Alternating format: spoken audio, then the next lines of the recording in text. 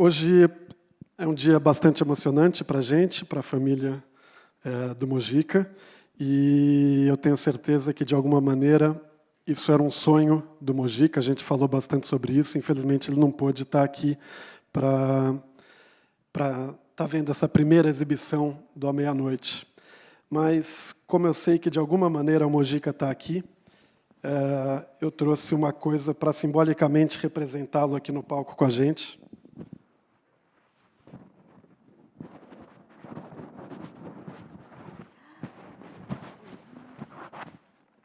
Que é a última cartola do último filme dele, Encarnação do Demônio, e eu vou deixar ele aqui do lado para ele compartilhar esse momento conosco.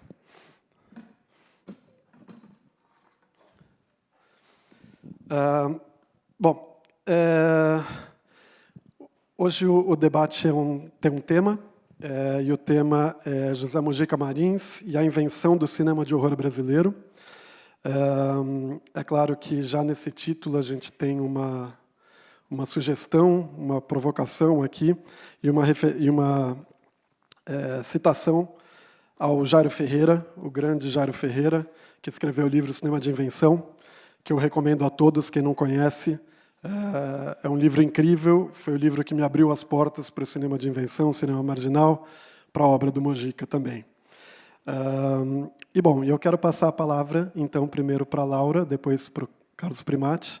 E, por favor, vocês, antes das falas iniciais, se puderem se descrever, eu agradeço. Então, boa noite. Eu nunca me descrevi assim, né? Então, o Paulo foi super detalhista. Eu tinha pensado numa descrição mais curta, no meu caso. Eu sou uma mulher baixinha, de cabelo azul. Estou vestindo um vestido preto de florzinhas.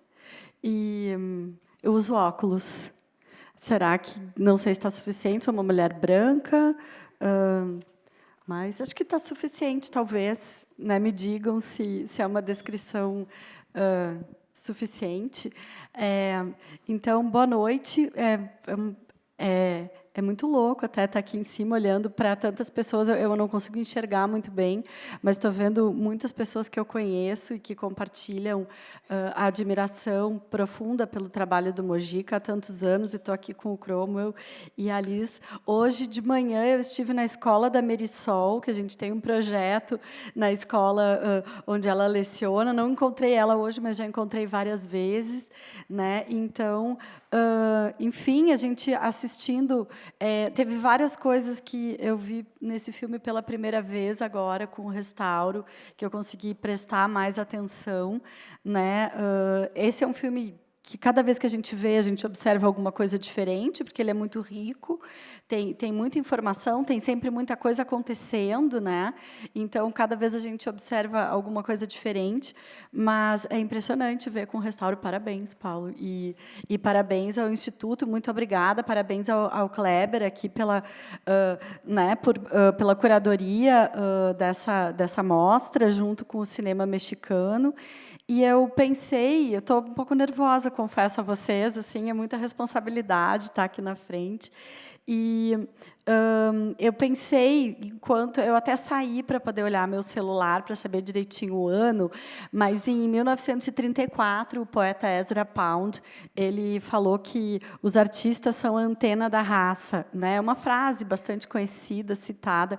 E sempre que eu vejo A Meia-Noite Levarei Sua Alma, ou toda a obra do Mojica, mas particularmente esse filme, ele encarna muito bem essa ideia de antena, né? Porque ele é um filme que reúne um número muito grande de coisas importantes acontecendo, a começar pela equipe. A gente vê ali o Jorge Attili, o Luiz Elias, né, o Oswaldo de Oliveira. Você tem já uma equipe que depois cada um ia trilhar um caminho próprio, mas uma capacidade de reunir uma equipe incrível, né, de conseguir a colaboração de muitas pessoas que entraram ali naquela aventura, mas de conseguir articular também tudo que teve de terror brasileiro antes e tudo que teria depois, até hoje. Né? Eu estou olhando o Denison aqui, diretor de filmes de horror. Estou olhando o Kleber também, que faz filmes de horror, o Rubens Melo, né? A Liz. E a gente consegue ver tudo ali, ou tudo, né? Claro que é uma força retórica aqui, mas é impressionante como ele foi capaz, nesse filme, de sintetizar o que tinha até então e de profetizar o que viria depois, né?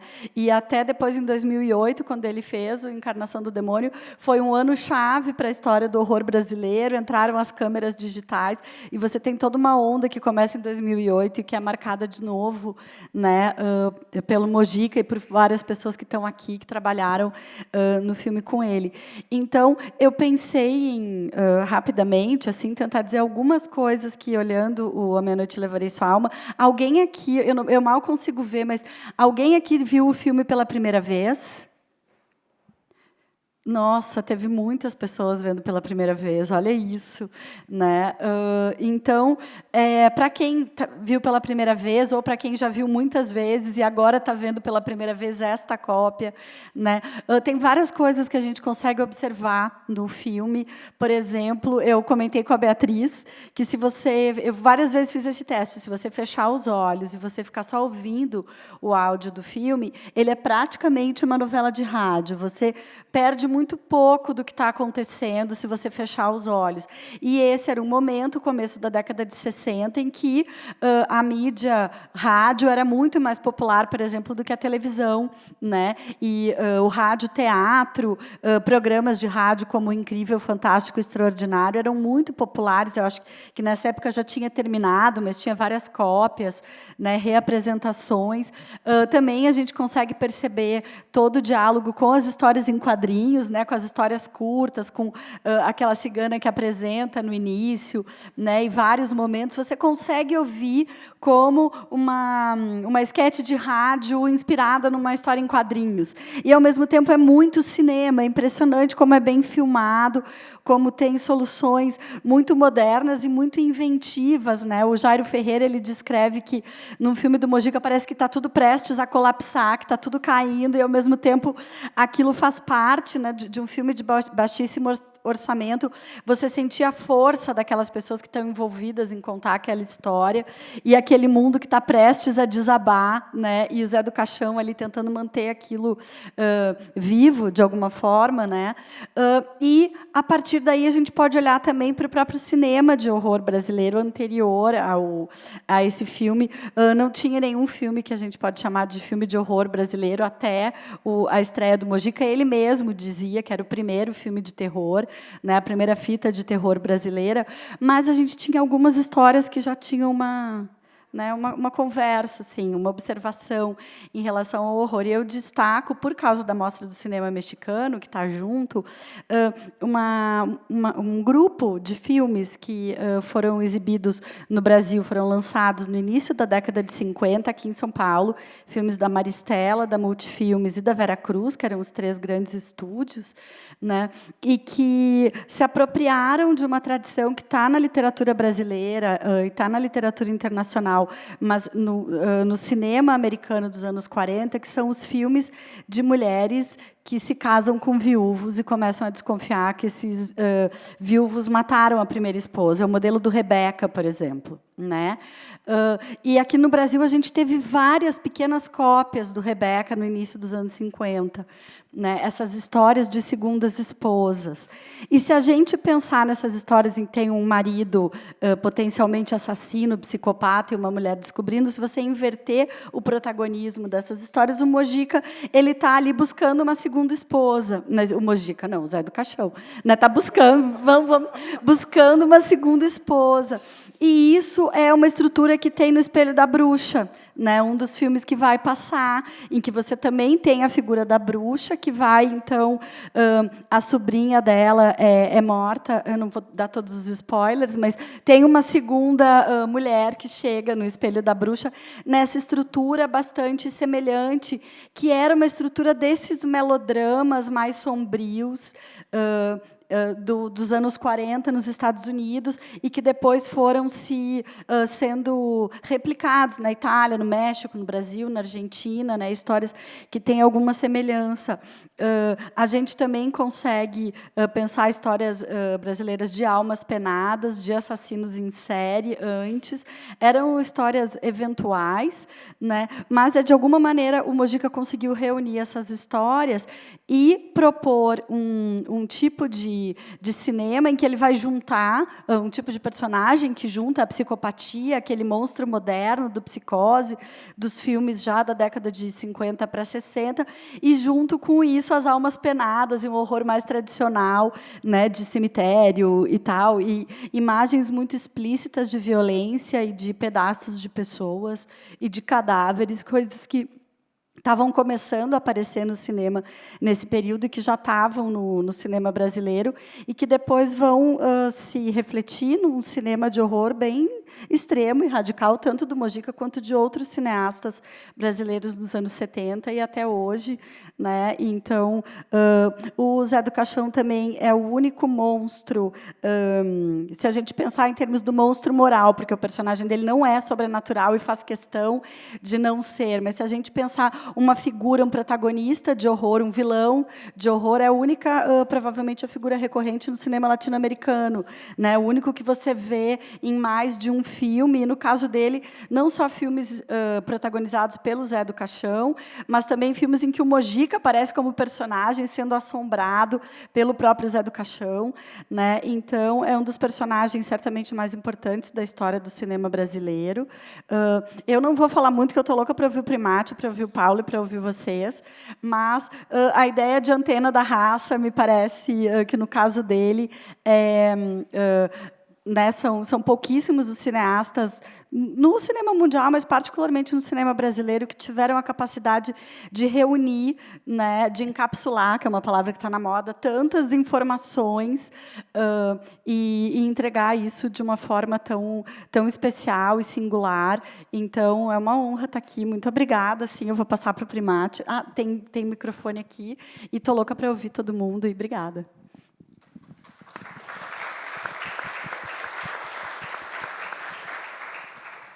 Oi, tá ligado? Não, tá, ok. Bom, boa noite. Vou começar me audiodescrevendo da melhor maneira possível, porque também sou estreante nisso. Eu sou um homem branco com um pouco mais de 50 anos, o cabelo curto, não muito gordo, não muito magro, com barba grisalha, recém-aparada, exclusivamente para um evento dessa importância. Estou com uma camiseta preta, escrito Zé do Caixão em amarelo, com um desenho inspirado na pequena, grande obra de encerramento feito pelo homem que está aqui do meu lado, que é o Paulo Sacramento, juntamente do Denison Ramalho, que está ali sentado nos assistindo. Ganhei de presente essa camiseta e guardei para estrear hoje.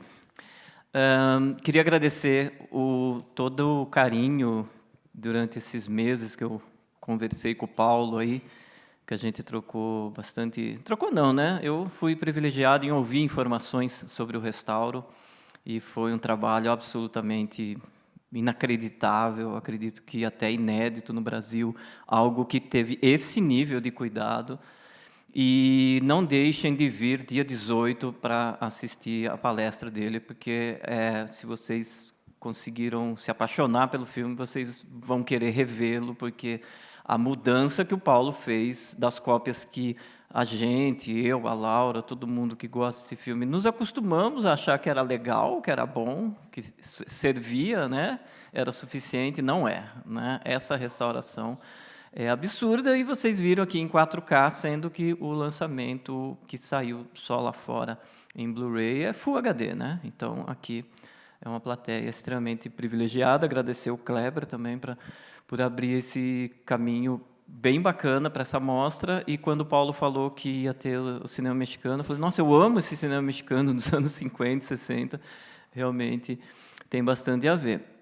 E também, ainda falando sobre as nossas conversas, quando o Paulo falou que a Laura ia participar, eu falei, nossa, maravilhoso, e acredito que a gente concorda com a maioria das coisas. Então, quase tudo, não, tudo que a Laura falou eu concordo. E eu poderia estar falando agora, mas eu vou evitar. Ela falou primeiro, né? Então eu só estou aqui para falar. Ela tem razão, porque é bem por aí. Mas como a provocação era a invenção, né, do horror brasileiro, e a Laura fez uma pesquisa absolutamente brilhante e inédita, que foi um doutorado sobre o horror do cinema brasileiro, que já tem bastantes anos, né, Laura? E eu acompanhava a pesquisa com ela, a gente trocava muitas ideias e ficava uma coisa assim, nossa, mas vocês estão procurando fantasmas no cinema brasileiro, né? E eu estou falando isso só para trazer um complemento para o que ela falou, que esses melodramas góticos femininos, inspirados em Rebeca, é uma grande paixão minha, acredito que da Laura também, ela escreveu artigos especificamente sobre isso. Só que o complemento que eu quero trazer, reforçando essa visão, é que, muito curiosamente, a crítica brasileira da época tratou Caiçara, Meu Destino é Pecar, Chamas no Cafezal, Alameda da Saudade, 113, A Sombra da Outra. Todos esses filmes, eu fiz uma fortuna crítica, todos eles foram comparados pela crítica com o cinema do Val Lilton e com o cinema do Jacques Tourneur. E o que o Val Lilton e o Jacques Tourneur fizeram nos anos 40? Filmes de terror, né? Então, eles eram tratados como filmes de terror pela estética, pela proposta, pela carga psicológica, pela maneira que lidava com superstição, com transtornos e todas essas coisas, como, né, até um horror bastante ousado, né? Porque todo mundo que se dedica ao terror acaba descobrindo que o Val Lilton é um caminho ali para se apaixonar muito por um cinema adulto e ousado e psicológico e ali na década de 40. Então, eu só queria falar isso, né?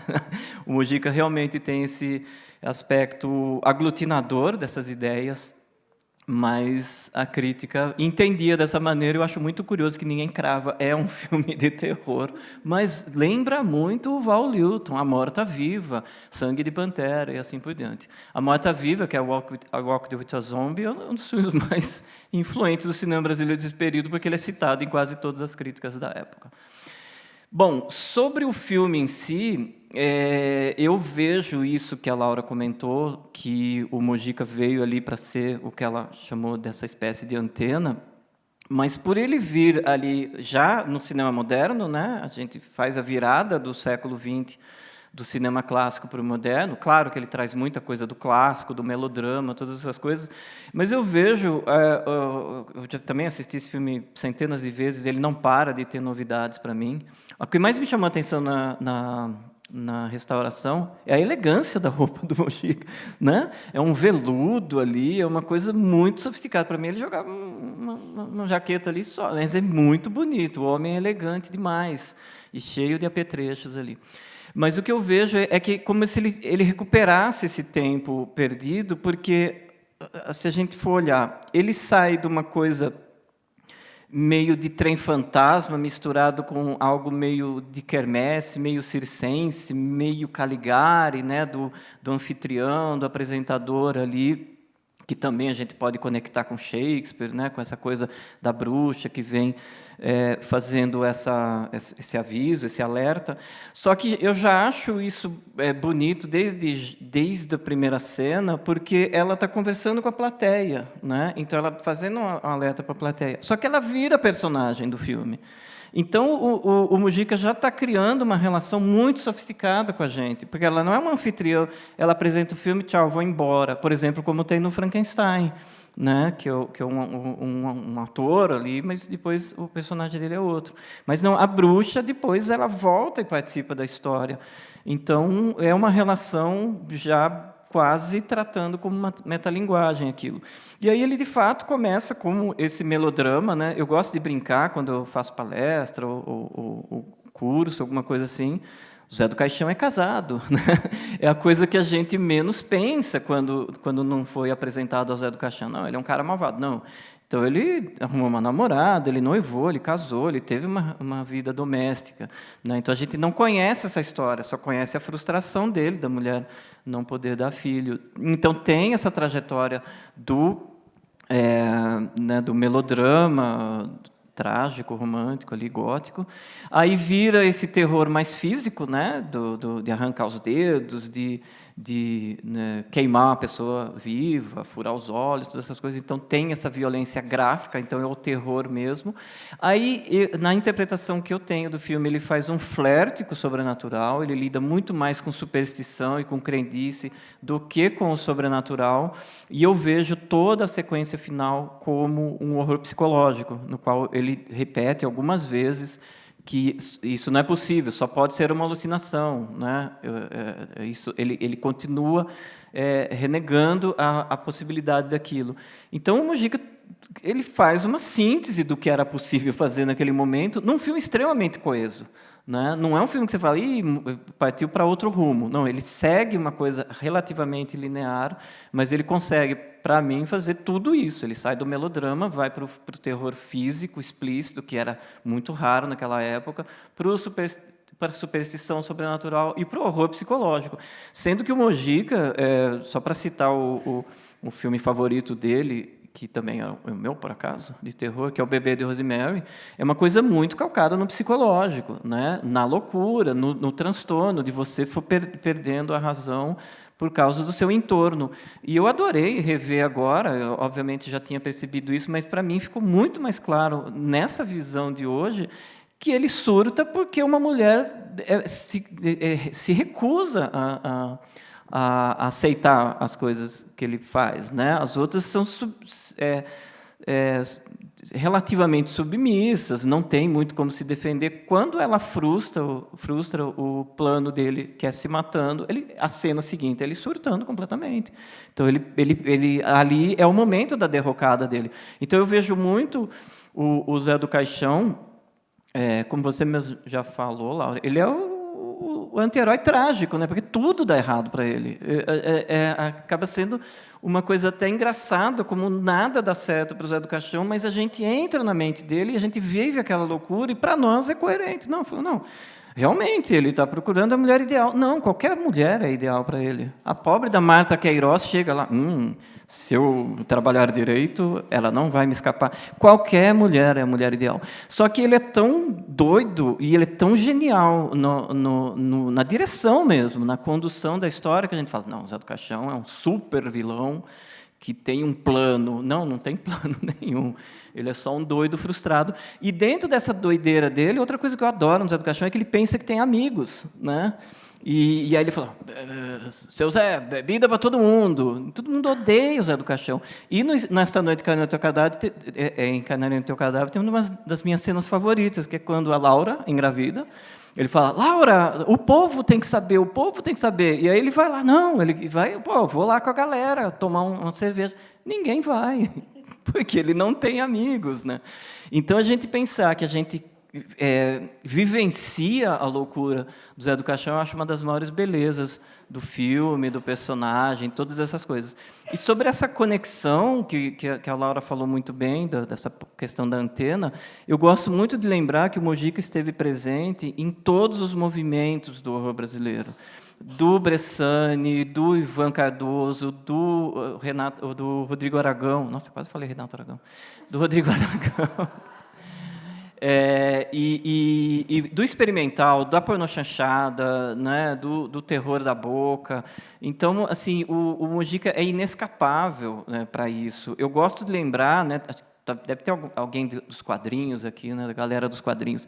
Ele trabalhou com todos os grandes quadrinistas: Jaime Cortez, Nico Rosso, Eugênio Colonese, Rodolfo Zala, Samuel Casal, né, se a gente for até os tempos modernos, assim. Então, o Mujica, ele é muito o cara do terror. Assim, ele não é só um cineasta que tem uma obra ali razoável. Não, ele tocou em tudo do terror brasileiro. Eu acho absolutamente incrível isso, e as sementinhas dele, assim, ficou espalhado nisso. Por mais que a estética, a proposta, a ideia desses outros cineastas seja outra, o Mujica participou ali, como Zé do Caixão ou como ele próprio, como ator, como participação especial, né? E é isso. Vamos devolver para o nosso anfitrião. Maravilha. Bom, quero agradecer as gentis palavras de vocês, as gentis palavras do Kleber no começo, e dizer uma coisa, que entre as minhas qualidades não está a de bom mediador, porque eu deveria, no começo, ter dito um pouco da minha alegria de estar aqui com... São dois dos maiores pesquisadores e conhecedores de cinema de horror brasileiro, sem a menor sombra de dúvida. Então, acho que a conversa vai ser muito, muito proveitosa. Eu vou querer abrir para a plateia, mas antes vou aproveitar, já que estou aqui no palco com vocês, para fazer uma única pergunta, que vocês podem decidir quem vai responder. Porque dentro dessa história de a invenção do cinema de horror brasileiro, a gente falou de invenção, falamos de cinema, mas eu queria falar um pouco desse brasileiro, né? O Mojica, uma das coisas que mais, né, a obra dele falou muito comigo, assim, desde o começo, foi essa questão dele criar realmente esse personagem brasileiro, das coisas estarem situadas aqui, né? Isso foi uma influência muito grande também, por exemplo, para o Denison. Aliás, a gente está aqui com a maior parte da equipe principal aqui do Encarnação do Demônio, Zé Bob, fotógrafo, Luiz Robano, som, Denison, assistente de direção, e roteirista do filme. E o Denison é um discípulo típico, para mim, do Mojica, porque ele não tenta simular a estética do Mojica, mas ele compreendeu essa coisa do horror brasileiro e faz os seus filmes de horror brasileiro. Então, o que eu queria saber de vocês quando o Mojica surgiu com esse filme, fez os outros filmes dele, e o Zé do Caixão virou essa figura, né, conhecida e com alguma influência aqui, as pessoas que começaram a fazer filmes de horror na sequência, seja na Boca do Lixo ou em outros lugares, vocês sentiam... o que vocês podem falar sobre essa questão da brasilidade? Como é que a partir de Zé Mojica Marins, a brasilidade se colocou no cinema de horror, que começou a ser feito aqui? Acho que a gente vai ter um monte de coisa para dizer. Eu vou falar um pouco, o Primati fala um pouco. Tem uma coisa que eu acho super interessante. Quando eu era criança, tinha aquele filme Homem da Capa Preta, sobre o Tenório Cavalcante. Na minha cabeça era o Zé do Caixão, né? E o Tenório Cavalcante, ele cometeu, ele deu um tiro no Senado, não sei se ele chegou a matar alguém, mas era ainda no Rio de Janeiro, um pouco antes da Meia-Noite Levarei Sua Alma. Então, eu imagino que aquela figura do Homem da Capa Preta, sabe, dando tiro pelo Rio de Janeiro. Eu também acho. Que é já um dos exemplos, eu acho que ele encarna o personagem encarna uma figura muito característica de muitos países, mas que aqui no Brasil a gente pode chamar do coronelzinho do interior, né? Porque muitas vezes a gente fala que ele é um coveiro, mas ele não é, ele é um agente funerário, ele é dono daquele empreendimento. Tem um sujeito que cava, né, ali. E toda aquela roupa meio dandy, né? E a própria o fato dele ser nitidamente mais culto do que mais culto não, mais estudado, né? Parecia ter um ensino formal mais avançado do que a maioria da população ali. Eu acho que isso faz dele uma figura muito temida pelos brasileiros até hoje, que é desse guri mimado, né, do interior, que acha que pode tudo e que depois fica adulto e vira candidato, e vira governador, e vira presidente. Quer dizer, é uma figura que faz parte da história do Brasil, né, e de muitos outros países, mas pensando especificamente aqui no Brasil. Então, isso é uma coisa. E a própria ideia da continuidade do sangue, e que essa continuidade do sangue ela se dá pela hereditariedade, a mulher ideal. Tem uma questão também das elites brasileiras, da branquitude, do preconceito com o povo mais pobre, de achar que os outros estão a seu serviço. Então, de alguma maneira, ele conseguiu criar um vilão muito brasileiro, muito... A gente reconhece esse vilão. Tem seus exageros, ele é atrapalhado, quer dizer, ele não é um vilão, quer dizer, ele acaba conseguindo o que ele quer, mas o preço é alto também, né? Mas, de qualquer modo, eu acho que é uma figura que a gente reconhece bastante, né? E eu penso no Tenório Cavalcanti um pouco como um exemplo assim de alguma coisa também dessa antena, né, de estar captando uma figura que conseguia ter uma marca, né, dessa capa preta. E claro, aquele espaço onde está a cigana. Eu não tenho religião, eu fui criada sem religião, então eu não entendo nada de nenhuma religião. Desculpem se eu vou falar alguma grande besteira, mas me parece que aquele lugar onde está a cigana é totalmente sincrético. Você tem coisas que são de religiões afro-brasileiras, você tem talvez coisas que vêm da tradição cigana, você tem coisas que eles inventaram ali, tem cruz e tem diabo, né? Então esse sincretismo que também é muito característico da cultura brasileira e que aparece ali. Então é impressionante como ele consegue também isso, né? Contar uma história que não necessariamente tem ali um objetivo de denúncia direta, um projeto político de denúncia, mas ele reconhece o tipo de terror que a gente teme no Brasil e que talvez seja menos das almas penadas ali atravessando de madrugada, mas essas figuras muito violentas e que se sentem, né, no direito de se comportar dessa forma. Não sei. O que tu acha? Como eu falei, eu ia concordar com a Laura, né? Mas eu vejo, completando o que ela está falando, pegando o mesmo gancho, eu concordo totalmente que ele tem esse aspecto do coronel, né, do coronelismo, mas eu acho que talvez né, é difícil a gente perguntar para todo mundo que assistiu pela primeira vez o que achou e tal, mas a nossa aproximação do Zé do Caixão é o fato de a gente falar, nossa, eu adoro o Zé do Caixão, eu amo o Zé do Caixão, nossa, é um personagem. Nossa, mas ele é misógino, ele violentou a moça, ele é odiável. Sim, porque ele é o vilão, né? Então, essa é a primeira coisa, gente, regra número 1, Zé do Caixão é o vilão. Só que por que ele gera esse fascínio na gente? E, não sei se vocês devem ter reparado, ele está em todas as cenas. Né? O Zé do Caixão está em todas as cenas, todas as cenas, todas as cenas. Corta desse para esse, para esse, para esse. Que é um pecado narrativo, correto, Paulo? Não se recomenda fazer isso. Então, o fato do Mojica sustentar o filme com carisma, com o personagem dele, e é puro gibi isso, né? Pulando de ação para ação, para ação, para ação, para ação, a gente só tem ele. Né? Não é como o Drácula, que aparece de vez em quando, e a gente segue a trajetória dos mocinhos. Então, a gente vai, vamos torcer para o Jonathan Harker, para a mina e tal. Então, a gente torce para ele, nossa, o Drácula atacou. Não, a gente vê todas as ações do filme a partir dele. Mas por que a gente pende para o lado do Zé do Caixão? Porque ele também tem um discurso eloquente. Porque ele quer livrar as pessoas da escravidão religiosa, ele quer incitar as pessoas a não aceitar uma vidinha cômoda e pacata, né? Eu gosto muito do discurso, acho que é uma cena favorita, gosto muito do discurso do Antônio, quando ele fala, nós vamos nos casar, vamos reformar a casa, a câmera vai saindo do Antônio, como quem diz, não interessa mais o que o Antônio está dizendo, ele está fazendo aquele discurso comportado, fica no Zé do Caixão, é só o recalque dele. Ele fala, cara, eu vou matar esse cara, porque eu odeio a felicidade dele.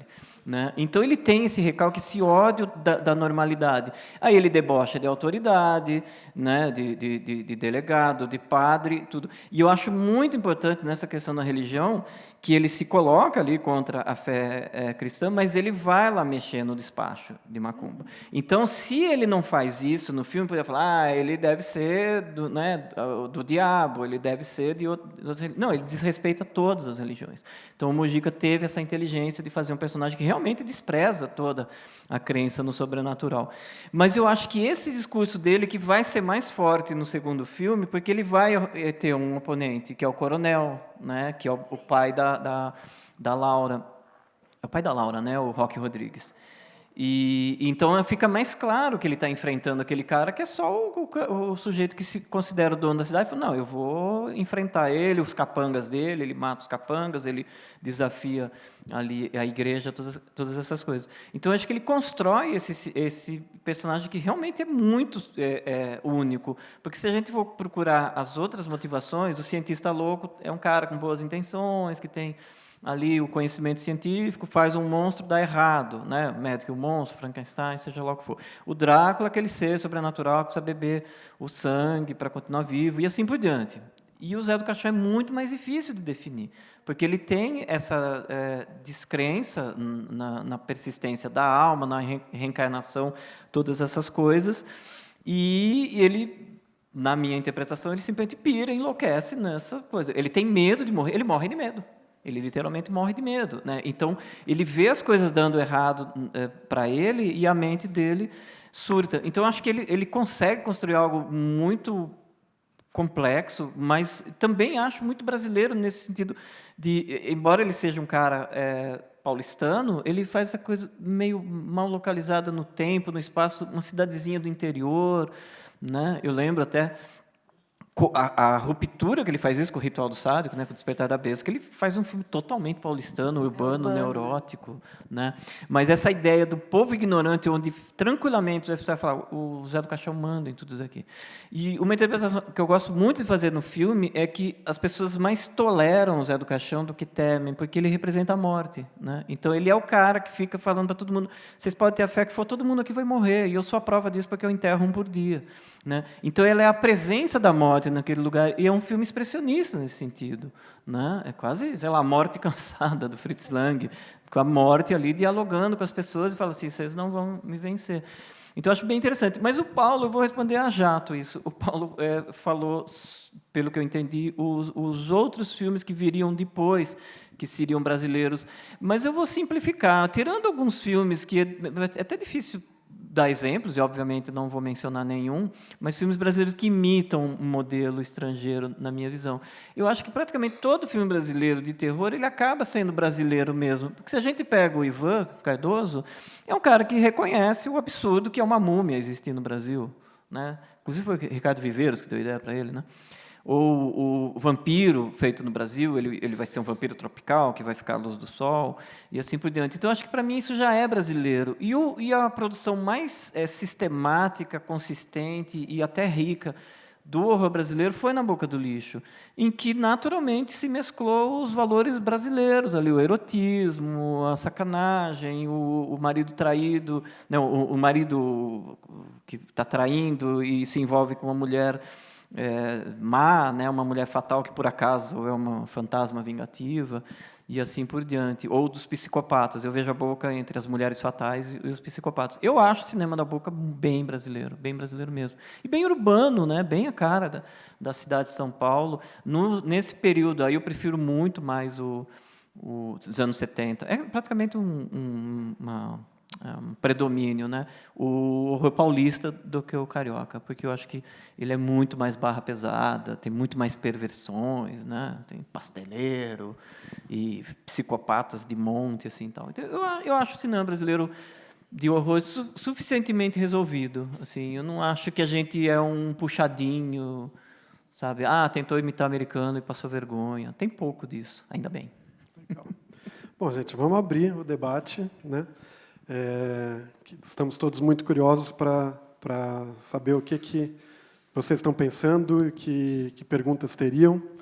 Quem gostaria de começar? Tem alguém que toma a dianteira? Que quebra o gelo?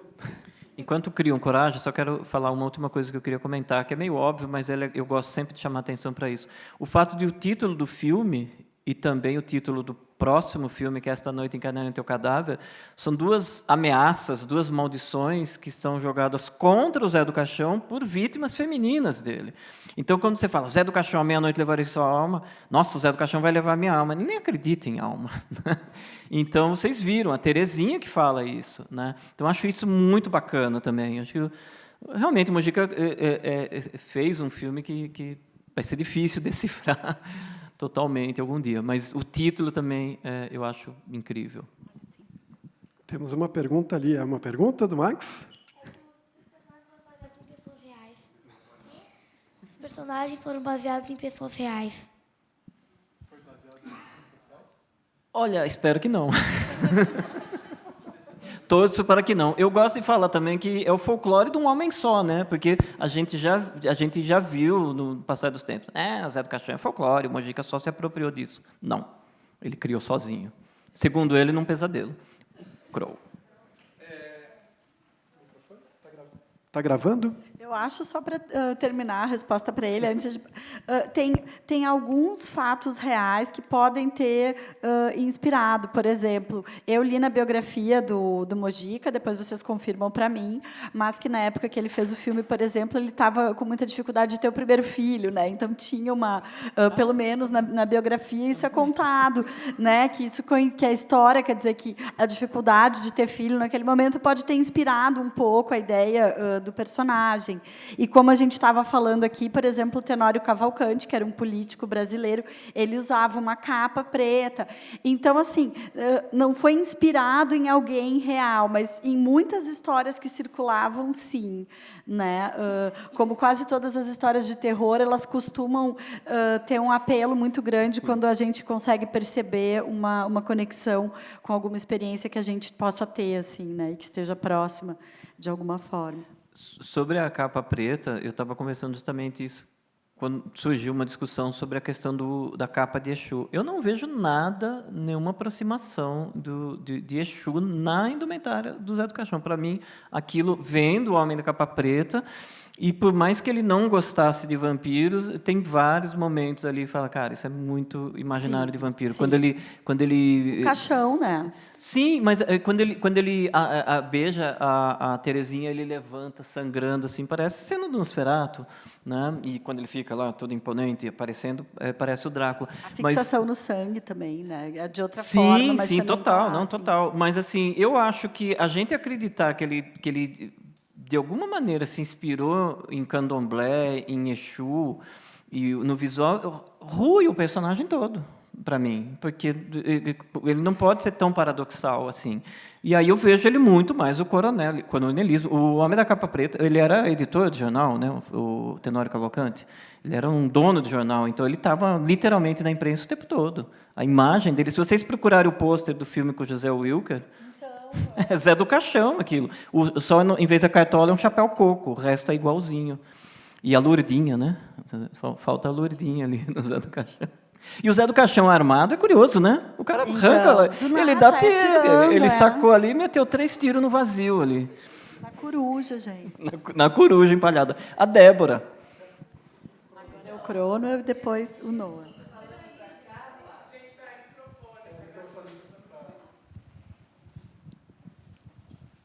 Bem, muita gente pergunta sobre o processo criativo do meu pai.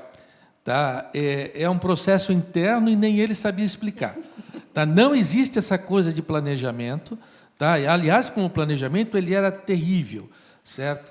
Porque, às vezes, ele falava que ia fazer uma coisa, chegava depois, ele fazia outra. Né? Eu vou fazer a pergunta, mas é só para exemplificar isso, porque é um exemplo que eu costumo dar.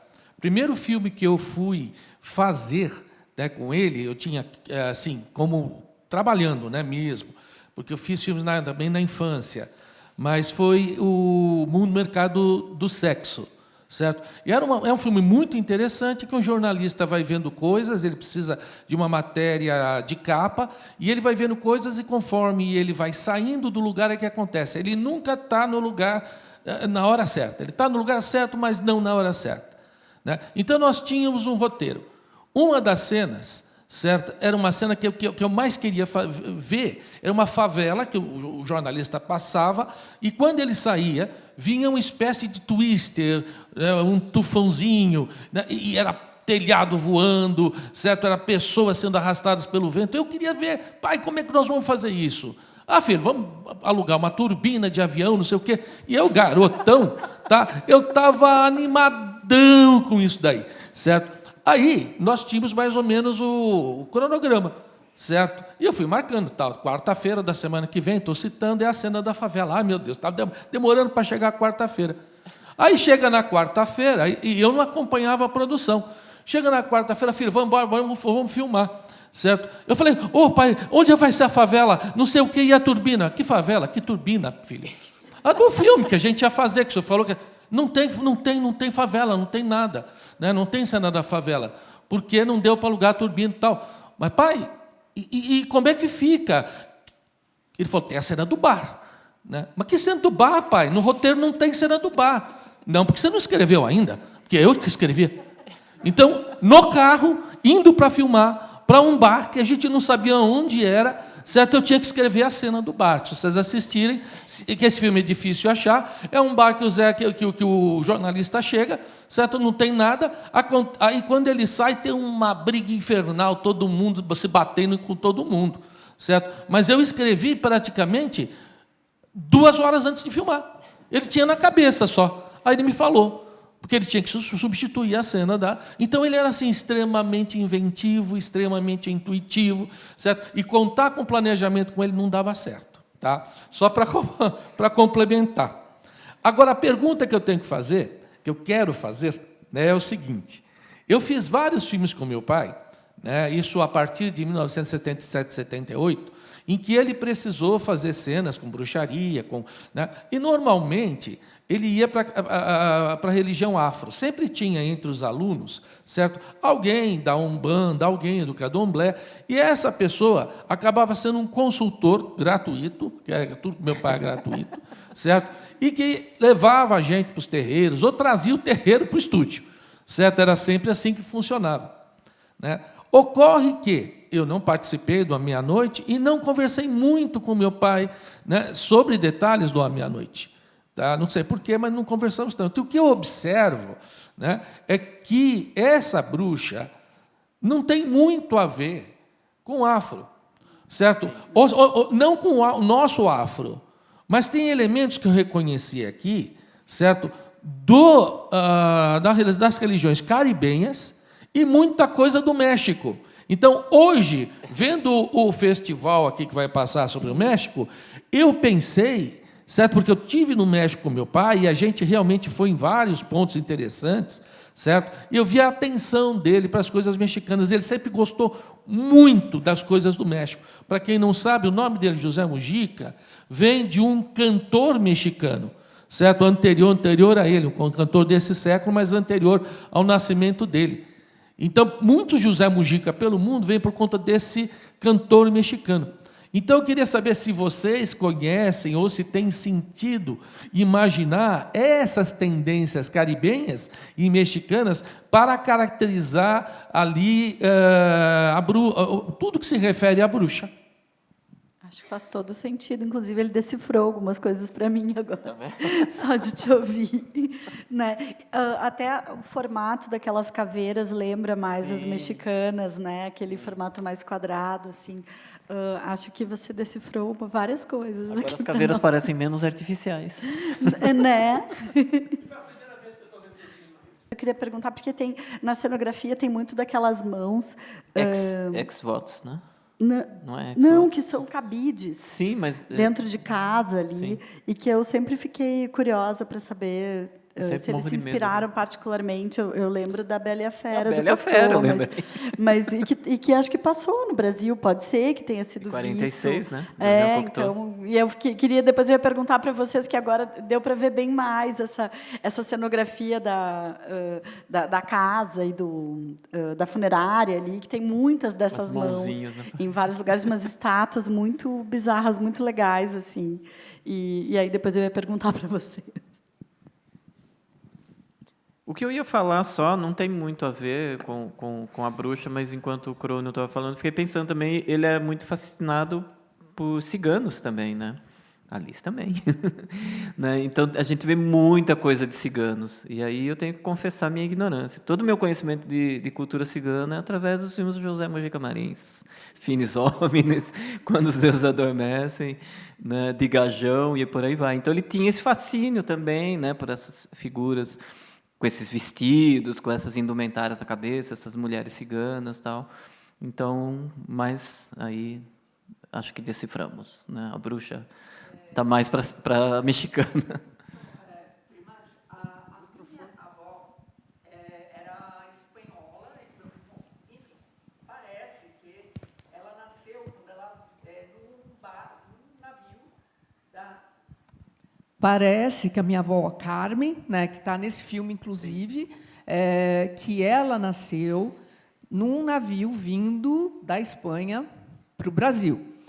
Nós não temos certeza de muita coisa, né, se realmente isso é verdade, porque a certidão de nascimento, para a gente, que é muito importante, na verdade, não tá conosco, né? Só que ela era o retrato não só da espanhola, com as bijuterias enormes e tal, como lembrava muita coisa da cultura cigana, porque, em alguns aspectos, a Espanha, né, teve invasão e teve teve culturas ciganas dentro da Espanha, né? Então, assim, a minha avó, se vocês, bom, não, acho que vocês não conheceram, né? A minha avó, ela faleceu há muito tempo. Não conheceram pessoalmente, mas é engraçado. E outra coisa, olhando restaurado em tela grande, assim, né? Aí eu vejo mais que a minha avó não mudou desde daquela época até, sei lá, acho que a vovó era meio vampira, porque assim, eu já conhecia ela daquele jeito e depois, 30 anos depois, ela estava igual, né? Então, tipo, interessante. Parabéns mesmo, Paulo, porque assim, eu não tinha assistido em tela grande. E tem várias coisas. Eu percebi que meu avô trabalha mais vezes no filme, porque quando estava mais assim, não estava tão nítido, tipo, não dava para saber que era ele no velório ajudando as pessoas. Aí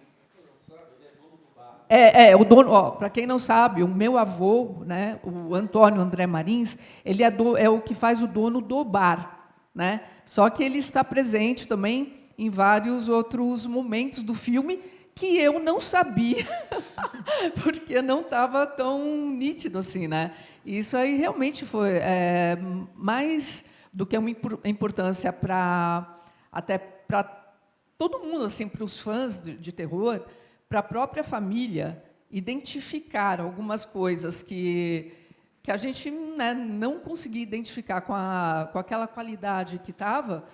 É absolutamente importante, sabe assim, porque não sei, falar o coração mesmo, né? É a nossa família, né? Lá, né, sendo retratada de uma forma, e a gente vendo que eles estão presentes em mais cenas, né? Então realmente trabalho assim muito muito bom. E sobre o que o Crow falou sobre planejamento, né? Como é que chama aquela mostra que teve do Banco do Brasil, a mostra do Pupo? 50 anos do... De José do Caixão. 50 anos do cinema de José Mojica Marins. Assim, o meu pai... Ele começou em 57. Enfim, ele nos punha em algumas situações bem complicadas, assim, né? Por falta de planejamento ou por já ter uma certa confiança, mesmo na época eu já não era tão novinha, mas desde criança, pré-adolescente, como o Cro também, né? Ele nos dava funções, né? Do tipo assim, vocês sabem, tipo, vocês nasceram, foram criados comigo, vocês sabem. Nessa mostra tinha uma cena dos mendigos, né? Assim que foram misturados mendigos reais lá do viaduto da Teodoro, né? Não, como é que chama aquele viaduto perto da casa do papai? Estava lá. O viaduto perto da casa do papai. Como é que é embaixo do viaduto da Santa Cecília? Como é que é aquele viaduto? Minhocão? Mas bom, embaixo lá do viaduto tinha mendigos. Amaral, Gurgel, é só isso. Tá, entendi. Sim, mas é bem naquela parte que fica cheio de mendigos mesmo, né? Infelizmente, né? Mas na época, principalmente, estava cheio de mendigos e ele misturou atores com mendigos reais para fazer aquela abertura, né? E aí era para simular cenas reais assim das pessoas que tanto na pobreza quanto na riqueza, as pessoas disputam por comida, por amor, por isso, por aquilo. Então, ia passando, né, cenas e tal. Aí, ele chegou, né, eu ia fazer uma participação especial, né, eu e a minha madrasta na época, né, nós éramos o amor no final, mas tudo bem, foi uma cena meio polêmica, mas tudo bem, assim. Não é que a gente... tudo bem, vai, a gente já está falando, assim, a gente tinha que dar um beijo, né? Então, tinha que dar um beijo, né, no final, né? Falei, bom, tudo bem, né? Aí eu e ela fizemos. Só que ele chegou para mim e falou assim, filha, Você vai dirigindo aí as pessoas, eram os mendigos e os atores. Eu cheguei para filmar como participação especial, né? Enquanto ele foi no bar beber com um amigo, quando ele chegou, ele falou assim, bom, enfim, porque daí eu já chego e já faço, né?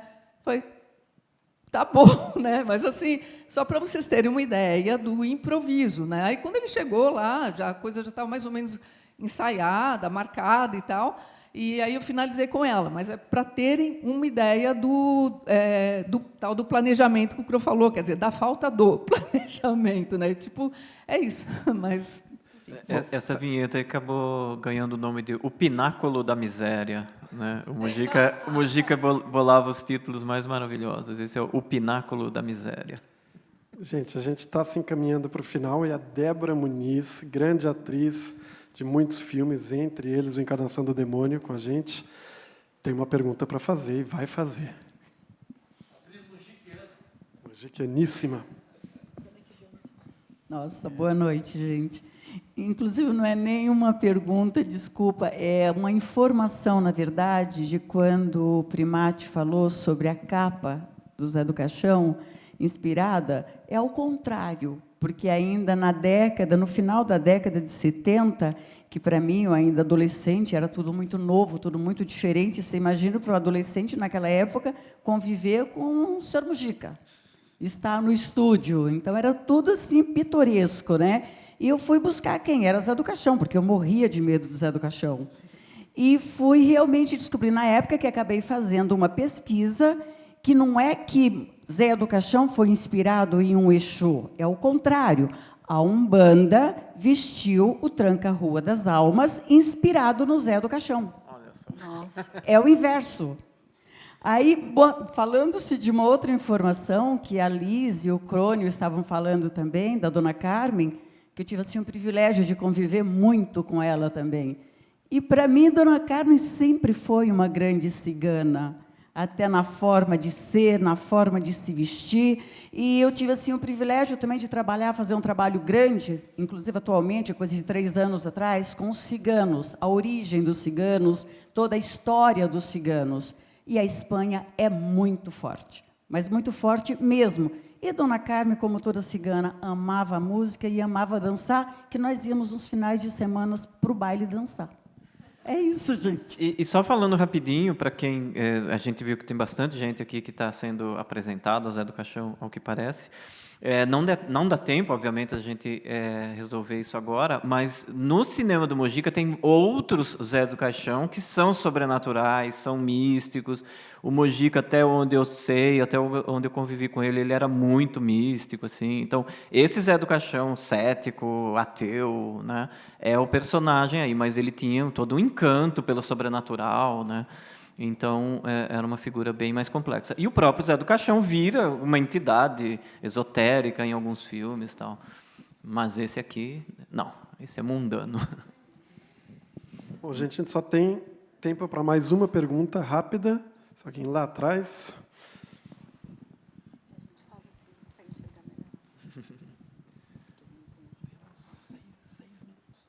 Oi, eu sou o Rafael.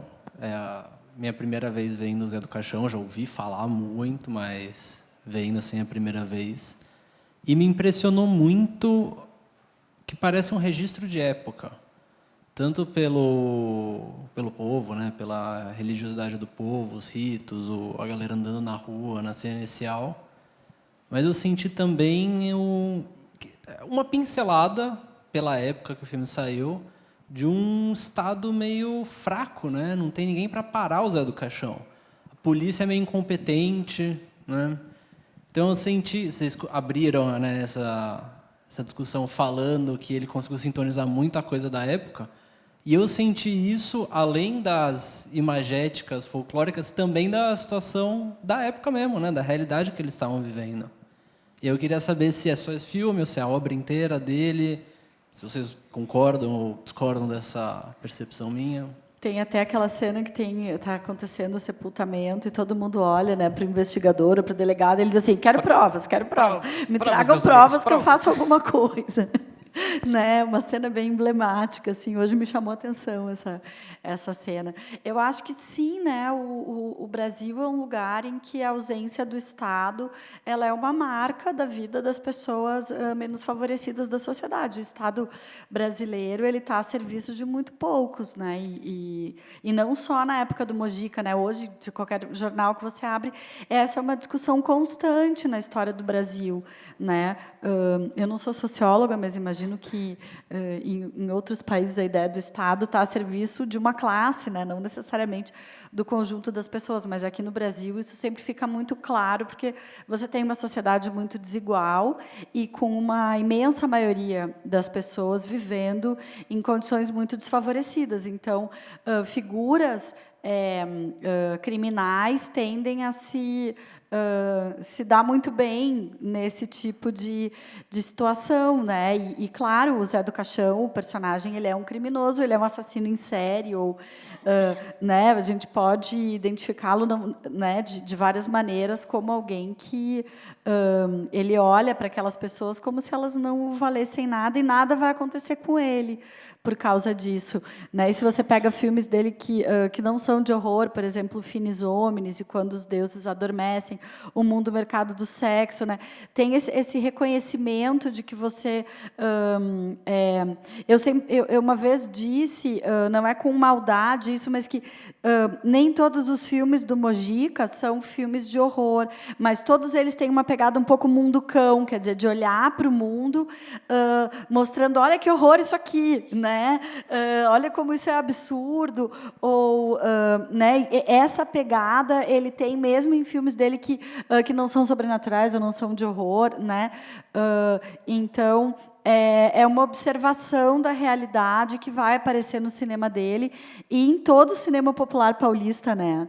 Essa ideia é muito recorrente, eu acho que como um dado da realidade, porque se pensar assim, o Paulo tinha perguntado sobre filme de horror brasileiro, né? Você tem às vezes alguns filmes, digamos, genéricos, feitos em qualquer lugar do mundo, que você olha para o filme e você não tem ideia exatamente de quando aquilo se passa e aonde, né? Mas você tem os filmes do Mojica, você sabe, eu estou no Brasil nos anos 60, eu estou no Brasil dos anos 70, eu estou em 2008 em São Paulo, né? Então, é um cinema que, mesmo que ele não esteja necessariamente preocupado em discutir uma determinada pauta através daquela história, ele se reconhece. O Denison já foi embora, mas o cinema do Denison tem muito disso. Você pega o Morto Não Fala, ele não é uma história necessariamente em que ele tem uma outra pauta que não um filme de horror, mas nós estamos no Brasil, numa cidade grande, numa metrópole, em que existe guerra de facções, em que você tem uma polícia violenta, em que o necrotério é super movimentado, com pessoas que chegam com violência que envolve quadrilhas e etc. Quer dizer, aquilo está presente, ainda que não seja o tema necessariamente do filme, né? E me parece que o cinema do Mojica ele tem, sem dúvida nenhuma, ele é um documento da própria época, ele sabe quando que ele está acontecendo, né? Ele se reconhece naquele mundo que ele representa, enfim. E sobre isso, um filme que eu recomendo para vocês também, apesar que é legal assistir depois e conhecer melhor a obra do Mojica, é A Praga, que é outro filme que foi resgatado aí do possível esquecimento. E ele é muito simples, o filme, mas eu gosto de falar dessa brasilidade dele, que é o passeio de Fusca, de ir para o campo, no feriado, da picuinha de escritório, né? Aquele cara rabugento que você não consegue conviver com o escritório. Isso me parece tão brasileiro, tão paulista, a gente não vê isso, né? Essa neurose urbana de você ter que trabalhar no escritório com uma pessoa que você detesta, um chefe chato pra caramba, tal. Então o Mojica às vezes trazia isso muito na sutileza, num olhar muito natural, muito naturalizado dessas coisas. Eu acho que a gente não tem que falar, tem que ter folclore, tem que ter o saci, ou seja lá qualquer coisa assim para ser brasileiro. Não, eu acho que ele tem que se conectar com o nosso cotidiano, né? Com coisas que a gente reconhece, e não ser uma transposição, né, de algo de fora e tentar procurar um lugar gótico aqui no Brasil para ir lá filmar uma história de vampiro, alguma coisa assim. E como a Laura falou, eu acho que a boca resolve isso. E tem muita cena nas ruas, né? Então a gente pega a arquitetura, os carros. Eu adoro essa coisa do cinema paulista. A gente vê, nos anos 70, todos os carros eram coloridos, né? Não tinha carro preto. E hoje em dia, os carros são preto e branco. Bom, gente, a gente tem que terminar. Queria agradecer muito o Primati, queria agradecer muito a Laura Canepa e falar para vocês que, assim, se vocês puderem voltar para ver esses filmes, estão todos convidados a conhecer os outros filmes. Como o Primati falou, a saga do Zé do Caixão, desse agente funerário, né? Essa história é contada somente em 3 filmes, né? Nesse que vocês viram hoje, no Esta Noite Encarnarei no Teu Cadáver e no Encarnação do Demônio. Em outros filmes, o Zé do Caixão vai aparecer como uma figura diferente, uma figura sobrenatural, etc. São vertentes ali da obra do Mojica, né? E outros filmes que não são com o Zé do Caixão também são outros caminhos bem interessantes. Então, se vocês tiverem a oportunidade de assistir a mais filmes, vão ter uma compreensão maior da cabeça desse grande criador, desse grande artista brasileiro. Muito obrigado a todos, muito obrigado ao IMS, obrigado, Kleber, obrigado, equipe.